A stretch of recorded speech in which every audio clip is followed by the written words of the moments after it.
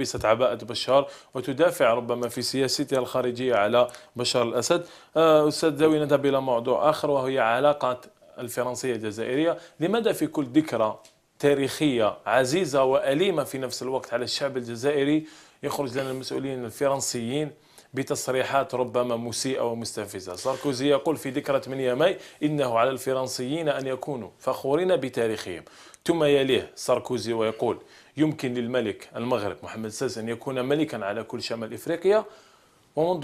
وفي هذا الأسبوع الفارط يعني يوم الخميس يوم الأربعاء تصريح السفير يقول نحن نقدم الفيزا أو التأشيرة لمنطقة القبائل، يعني ربما محاباة لمنطقة القبائل. نعم والله في الحقيقة قبل ما ننتقل هذا المحور اسمح لي نعقب على قضية بشار الأسد.